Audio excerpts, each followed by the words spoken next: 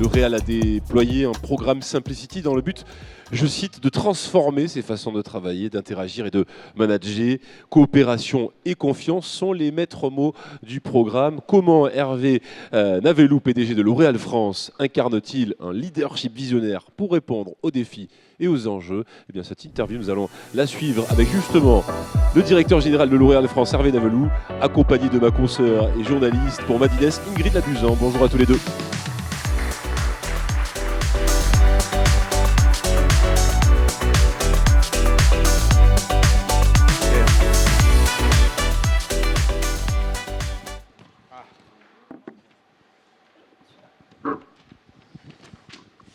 Bonjour à tous, bonjour Hervé. Bonjour. Alors vous avez écouté comme moi ce qui a été dit. Amaury de Hautecloque qui a dit qu'on ne pouvait plus manager les forces spéciales comme avant. Il se trouve que vous avez fait toute votre carrière au sein de L'Oréal jusqu'à ce qu'on vous confie la direction de la filiale qui a été créée, L'Oréal France. Vous en êtes aujourd'hui le président. Est-ce que vous avez changé votre style de management et est-ce que les L'Oréaliens, je crois qu'on les appelle comme ça, se managent aujourd'hui comme ils se manageaient hier ?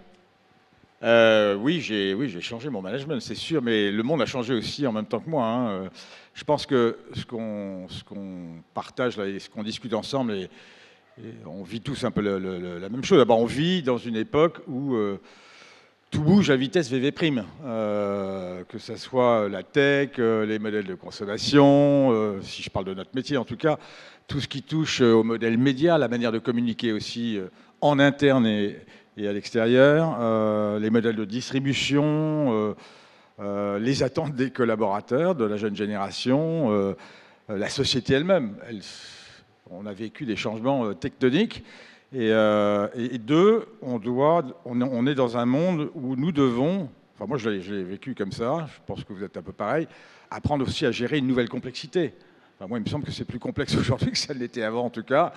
La révolution digitale quand même a complètement modifié nos façons de faire. Il y a la transition écologique aussi qu'on doit intégrer. Il y a la complexité réglementaire, normative qui ne cesse de monter. Aussi les sujets d'éthique, etc. Bref, donc on doit apprendre à gérer cette complexité. Donc au fond, la leçon nous qu'on a tirée chez L'Oréal, c'est de se dire que d'abord, la clé de notre futur passé par notre capacité à nous adapter, à être réactif, agile ou réactif, je ne sais pas quel est le bon terme, mais en tout cas, que le plus important n'était pas d'être forcément intelligent et puissant, mais surtout d'être réactif et capable de gérer ce changement en permanence, comme en voile, hein, d'être capable de virer de bord facilement. Et c'est vrai que nous, on est une assez grosse entreprise, on a 115 ans. On a toujours eu une culture assez entrepreneuriale. On a toujours été obsédé par la qualité et l'excellence de nos produits, mais on a toujours été aussi très soucieux de l'efficacité collective de notre organisation.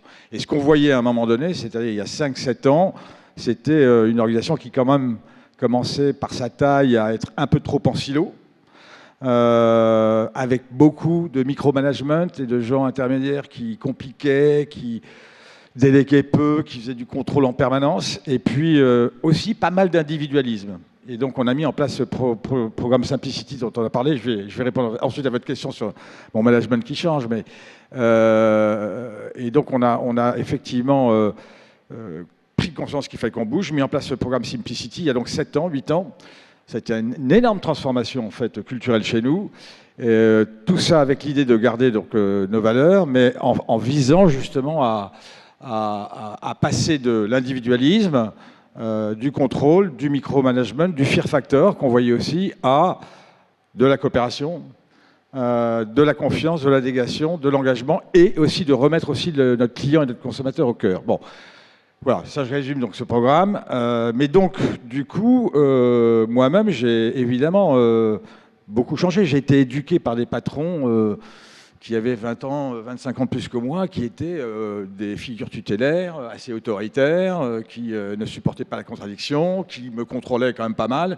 Et évidemment qu'au début, jeune patron, j'ai répété ça. Je me rappelle très bien. Et bon, je pense que j'avais peut-être un petit peu plus de jeu de jambes et de flexibilité que certains autres, mais voilà, j'étais comme ça. Et j'ai en apprenant mon job sur le terrain, parce que j'ai été dans des filiales multiples et variées, j'ai appris effectivement à mieux comprendre les leviers sur lesquels je devais agir pour au fond, rendre mon business plus performant. Et ce qui est certain, hein, chacun a son métier, sa technologie, son savoir-faire, mais alors ce qui est certain, c'est que quelle que soit la boîte, le fait d'avoir un collectif super engagé, super aligné, ça, c'est vraiment décisif. C'est vraiment le premier capital. On va parler effectivement de la façon dont ça s'implémente dans une entreprise, parce qu'il y a toujours des grandes idées, il y a le monde des idées, et puis ensuite il y a ce qui se passe au cœur de l'entreprise sur le terrain. Avant, j'avais quand même une question encore sur ce style de management. Je ne sais même pas si on peut encore aujourd'hui parler de style de management, si l'expression est encore valable ou pas. Mais Nicolas Bouzou disait ce matin qu'il y avait probablement un manque de reconnaissance aujourd'hui dans les entreprises, un manque de reconnaissance des collaborateurs qui était financier d'une part et qui était aussi probablement, alors il n'a pas prononcé le mot, mais peut-être plus intellectuel ou psychologique. Ou voilà. Est-ce que c'est quelque chose que vous partagez? Est-ce que c'est quelque chose que vous intellectualisez dans votre management aujourd'hui? Je pense que la reconnaissance de la contribution de la valeur ajoutée de chacun, c'est très important. Alors vous me demandiez, est-ce que j'ai changé là-dessus? Par exemple, très concrètement, dans ce programme Simplicity, on a bien pris conscience qu'on ne le reconnaissait pas assez, le travail des gens.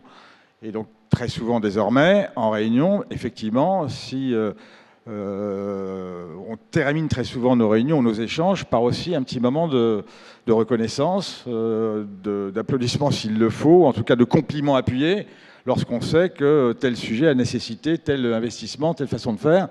Donc ça, je ne le faisais pas jeune. C'est apprécié, ça? Ça fonctionne? Bien sûr. Okay.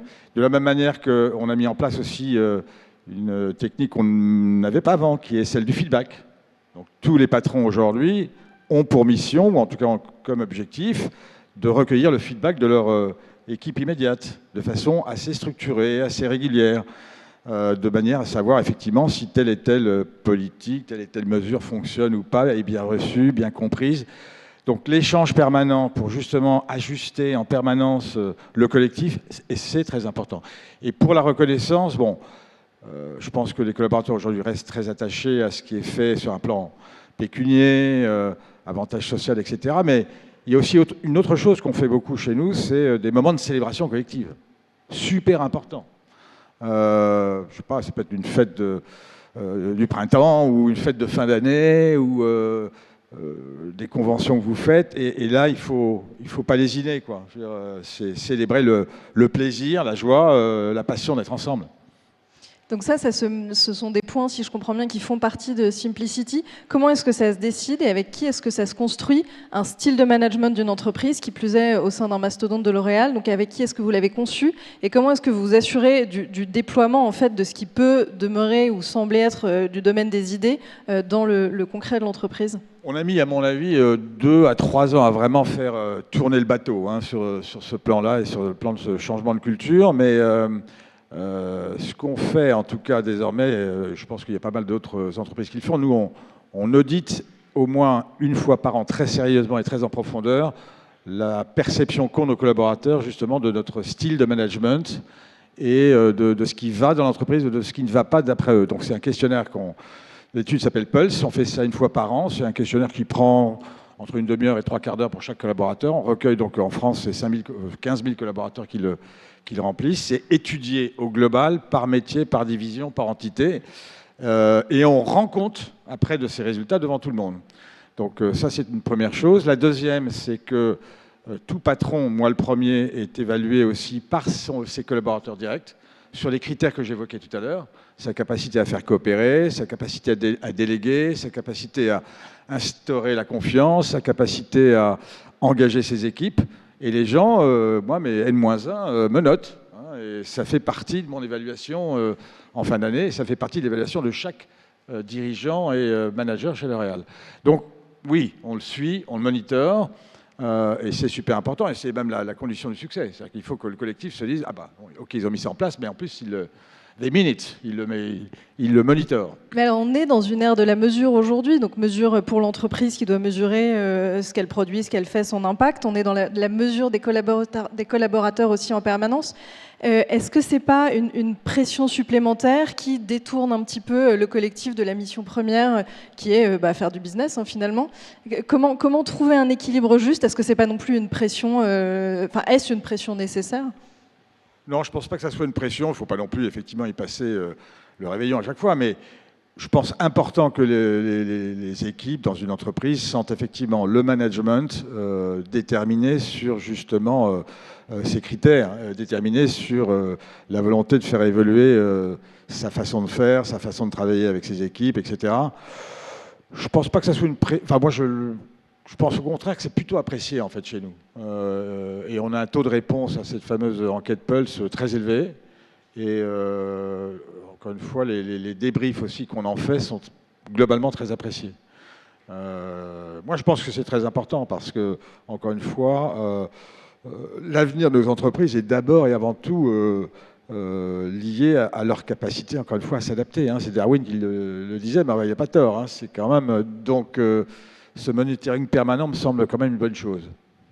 Quels sont les outils que vous donnez concrètement à vos collaborateurs pour les aider à se transformer? Parce que bon, célébrer le collectif ou organiser une fête ou des mesures plusieurs fois dans l'année sont des points très concrets, mais au quotidien aussi. Comment est-ce que vous outillez vos managers pour qu'ils soient capables de remplir leur mission, qu'ils soient capables de donner du collectif, qu'ils soient capables aussi peut-être de prioriser entre les multiples sujets auxquels ils sont confrontés et que vous citiez tout à l'heure en début de cette interview? Alors, d'abord, pour ce programme Simplicity, on a engagé des efforts colossaux de formation de tout le monde. Qu'est-ce qu'on faisait avant et qu'est-ce qui n'allait pas? Qu'est-ce qu'on veut faire demain? Quels sont les nouveaux comportements qu'on veut collectivement avoir? Ça a été une formation qui a été massive. On est 80 000 dans le monde, donc ça a été fait dans tous les pays, dans tous les métiers. De toute façon, tous ces grands sujets de transformation, que ce soit le management, le leadership, que ce soit la transition écologique, que ce soit la tech, si vous ne formez pas vos collaborateurs, il ne se passe rien. Donc, gros effort de formation. Et après, on a mis en place des outils.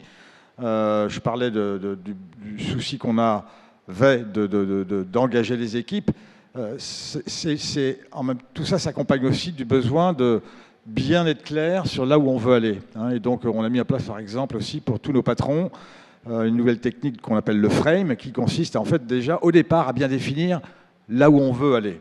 Quels sont les objectifs business que l'on a, quels sont les objectifs de développement que l'on a, bien le présenter, le faire sous une forme qui soit extrêmement claire et aligner tout le monde. Et puis après, voilà, par rapport à cela, ensuite, responsabiliser chacun sur son rôle et sa valeur ajoutée par rapport à ce frame-là. Et sortir peut-être. Enfin, j'ai été assez intéressée par ce que vous disiez, Amaury de Hautecloque, sur la peur des salariés quand ils pénétraient dans les murs de l'entreprise et sur l'infantilisation qu'il pouvait y avoir par rapport aux objectifs qu'on pouvait leur donner. Ça, est-ce que c'est aussi quelque chose que vous prenez en compte et comment on fait pour traiter ça? Moi, je l'ai vécu, y compris chez L'Oréal, il y a, je ne sais pas, 15 ans, 20 ans. Et même, c'est ce qui nous a conduit à faire ce que je vous décrivais là. C'est que j'ai vécu beaucoup de réunions où on ne décidait rien. J'ai vécu beaucoup de réunions où les gens se taisaient alors qu'ils pensaient exactement le contraire. C'est ça qu'on a essayé de complètement dévisser ou en tout cas modifier. Et aujourd'hui, pour répondre à nouveau à votre question de tout à l'heure, quand je sens ça, je vais chercher le collaborateur que je sens silencieux pour éviter qu'effectivement il reste frustré et je l'interroge sur ce qu'il pense vraiment. Et j'encourage mes patrons à faire la même chose. Je regarde aussi très régulièrement les réunions où j'ai plus de 10 personnes. Une réunion, c'est utile et efficace si vous prenez des décisions et si chacun y est actif. Ou alors c'est une réunion d'information, c'est autre chose. Donc il y a plein de petits gestes au quotidien qui sont importants. Je vous parlais du feedback tout à l'heure, ça je l'ai aussi institué, c'est-à-dire que j'ai un dialogue que j'ai avec mes N-1 tous les 3 mois à peu près. On prend 1 heure et demie. Bon, comment ça va? Qu'est-ce qui se passe? Comment est-ce que tu perçois mes inputs? Qu'est-ce qui t'a éventuellement blessé, heurté ou qu'est-ce qui te pose problème? Et même chose, je lui donne aussi mon ressenti. La mine de rien, en faisant ça, vous dégelez pas mal de choses et vous alignez beaucoup de choses. Et puis troisièmement, encore une fois, regardez aussi si vos collaborateurs directs et vos patrons ont cette culture visant à vraiment développer l'esprit d'équipe, ce qu'on appelle la coopération. C'est tellement clé. Et d'ailleurs, quand on a déployé Simplicity, on aurait peut-être dû faire venir le RAID, mais à l'époque, on avait fait venir la patrouille de France, qui joue et agit aussi exactement sur les mêmes leviers. Hein. Ils sont super alignés, super coordonnés, super coopérants. Alors j'avais une dernière question avant de passer la parole à la salle. On a beaucoup parlé du rapport manager-managé, leader-collaborateur. Ce ne sont pas les seules parties prenantes de l'entreprise. Une coopération au sein de l'entreprise, ça engage aussi une certaine notion de dialogue social. Aujourd'hui, en tant que manager, comment gérez-vous ce dialogue social, en particulier en ce moment ? Moi, d'abord, ce que je pense, c'est qu'il y a certaines boîtes, surtout quand elles sont grandes, qui délèguent le dialogue social au RH. Je pense que c'est une vraie connerie. Je pense que le dialogue social... On a un public de DRH. Hein, non, mais je pense que... Je vous dis ce que je pense. Je pense que d'abord, avoir un dialogue social, c'est important. Il faut juste partir de ce principe-là. Et l'enjeu que vous avez ensuite en tant que patron avec les élus, c'est comment le rendre intelligent et utile. Et concret. Moi, j'y passe beaucoup de temps. Aussi pour expliquer le sens des transformations qu'on fait. Aussi pour m'assurer qu'elles sont bien comprises, aussi pour m'assurer que les moyens et les ressources qu'on met pour ces changements-là et ces transformations-là sont adaptés. Et objectivement, à chaque fois que je rencontre les instances, eh bien, j'ai de leur part des inputs tout à fait utiles. Donc moi, j'y passe du temps, je pense que c'est très important. Il faut évidemment, pour que tout cela fonctionne, qu'on soit d'abord et avant tout sur le sujet de l'intérêt collectif de l'entreprise, pas sur des considérations politiques qui n'ont pas leur place là. Mais si les règles du jeu sont celles-là, ça fonctionne bien et je pense que c'est très important. Merci beaucoup. On a quelques minutes d'échange avec l'audience si vous avez des questions.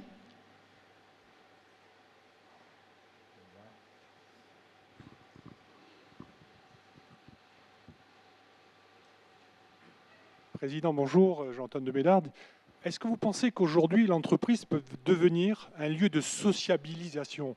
Quand on voit l'individualisation des masses du fait des réseaux sociaux et de la manière dont, à un moment donné, les esprits sont captés, est-ce que vous pensez que l'opportunité de l'entreprise, aujourd'hui, ça serait de devenir un lieu où, en fait, on a une sociabilisation qui est une sociabilisation riche ? Non, c'est une bonne question. Moi, je crois, et ça rejoint ce que disait Amaury de Hautecloque tout à l'heure, c'est que c'est vrai que la crise du Covid, à un moment donné, nous a amenés tous à pratiquer le télétravail. On a, chez L'Oréal, assez vite mis en place 2 jours de télétravail, validés à chaque fois par le manager, mais on s'est vite rendu compte quand même qu'il était essentiel que nos équipes reviennent au bureau. Certaines entreprises ont encore fait le choix, y compris les françaises, de maintenir un télétravail massif. Je pense personnellement que c'est une grosse erreur parce qu'une entreprise sans culture n'est pas une entreprise. Et une culture se fait pas derrière un écran, elle se fait dans des lieux où on rassemble nos équipes. Donc ça, c'est une première chose. Et puis, dans notre métier, par exemple, qui est un métier à la fois de recherche, hein, on croit beaucoup à la recherche, nous, pour notre métier cosmétique, on investit beaucoup là-dedans, mais c'est aussi un métier de créativité. Vous êtes créatif si vous êtes ensemble. Vous n'êtes pas créatif derrière un écran. Donc oui, la socialisation est importante. Oui, le fait d'être bien ensemble est très, très nécessaire. Et donc il faut effectivement, aujourd'hui peut-être plus que jamais, créer des lieux de travail qui donnent envie d'y venir. Je pense qu'il faut même investir là-dessus, peut-être plus qu'avant. Créer des opportunités de contact, de rencontres. Nous, par exemple, c'est idiot ce que je veux dire, mais je crois que c'est important. On investit pas mal dans la restauration pour que les gens s'y sentent bien. On investit dans des jolis cafétérias. On crée des lieux de rencontre. On veut faciliter les échanges. C'est très important pour que les gens socialisent, pour que la culture soit très forte et très présente, pour que de ces échanges naissent aussi des idées, de la créativité. Et moi, je crois que c'est tout à fait fondamental. Je ne comprends même pas que certains patrons de boîtes se disent finalement, avec 4-5 jours de télétravail, ça me coûtera moins cher, c'est pas grave. Moi, je pense que c'est très dangereux. Voilà.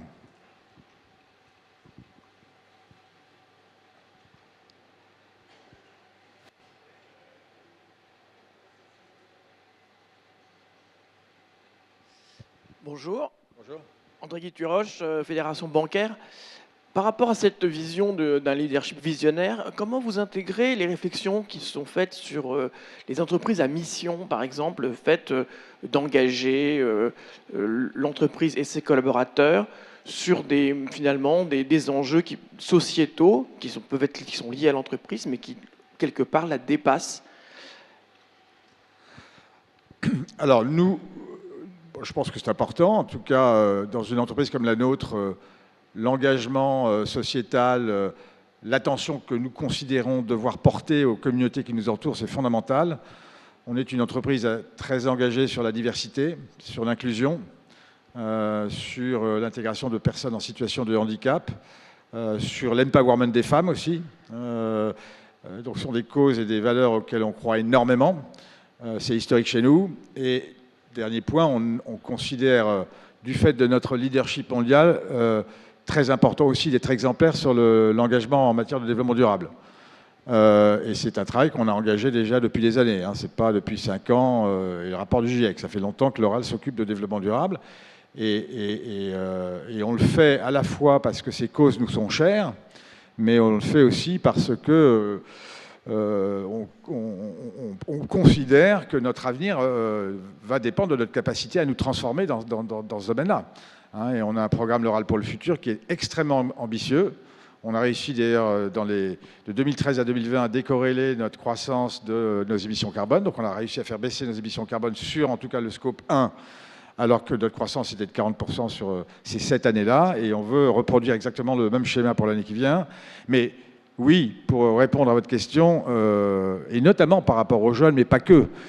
Si je raisonne même plus largement, il y a l'interne, mais il y a aussi mes clients, il y a mes consommateurs.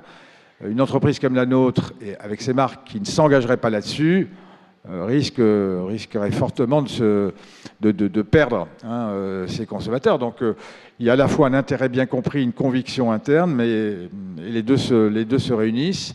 Mais je pense que c'est très important, et ça l'est notamment vis-à-vis des jeunes générations.